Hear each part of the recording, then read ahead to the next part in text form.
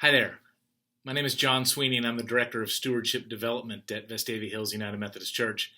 But today I am filming this devotion in the office of Jamie Meeks. Jamie is our phenomenal children's ministry director.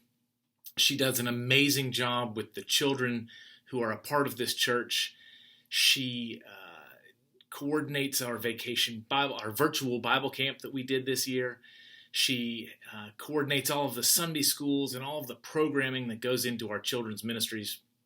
She does an absolutely amazing job, she and her team of volunteers, but she's actually on vacation this week, which I'm thrilled for her to be able to spend some time with her family.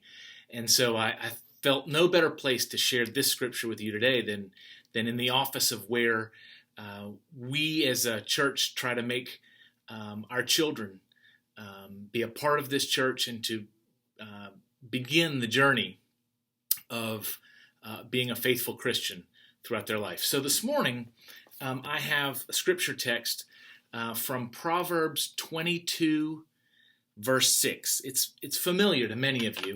It's very short, it's very straightforward, but I want to share it with you as well. Train children in the right way, and when old, they will not stray. Train children in the right way, and when they're old, they won't stray. You know, it's fairly straightforward, but gosh, hasn't it become so much more easy to become distracted in this world that we live in?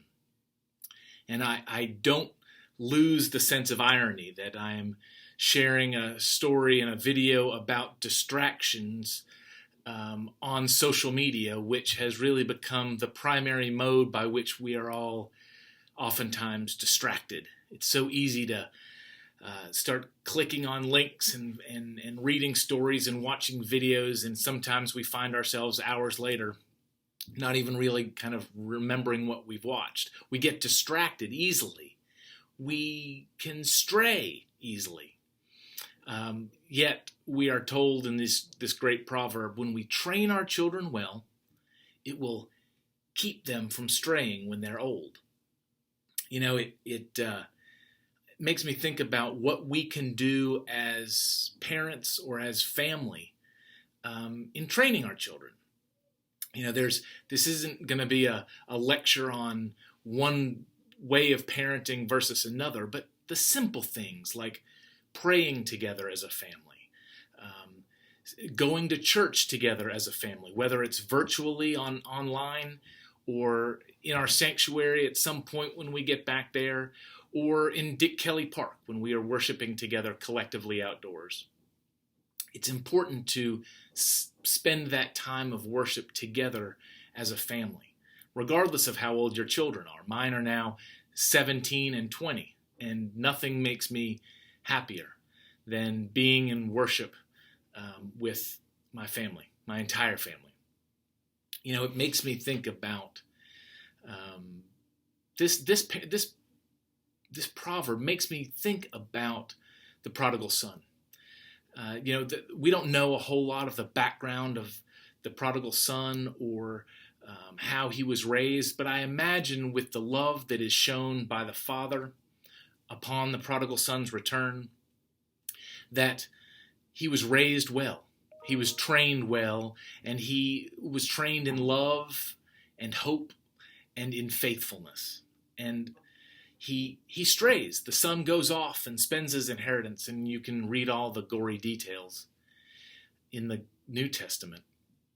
But upon his return, his father embraces him and slays the fatted calf and throws a party, much the way God does for us when we return into God's kingdom. And it reminds me that the upbringing of that child had to have been one of hope and faith, because when realizing that he had hit rock bottom, when realizing he had strayed so far, the only thing he knew to do was to return home, knowing probably in his heart how he would be received. He approached with humbleness and shame, but was greeted with warmth and love and celebration.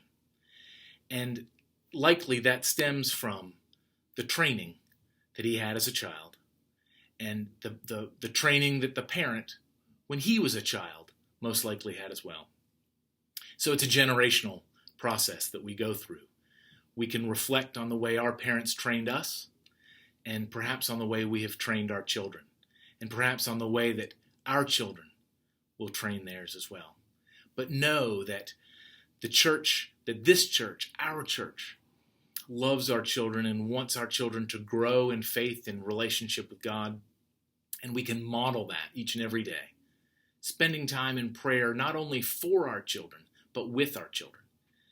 Not worshiping with our children in celebration of all who God is in our lives and in their lives and in our lives collectively, both as a family unit and as a church family. I love our children's moments and seeing the joy on their face, knowing that they are experiencing the love of God each and every day because of who we are as a church family. So, Proverbs reminds us, train your children well, and they will not stray when they're old. It's a wonderful proverb, and I invite you to share in it, spend some time on it, as well as all the Proverbs. Wonderful, wonderful stuff. Thanks for spending some time today, and I look forward to seeing you all soon.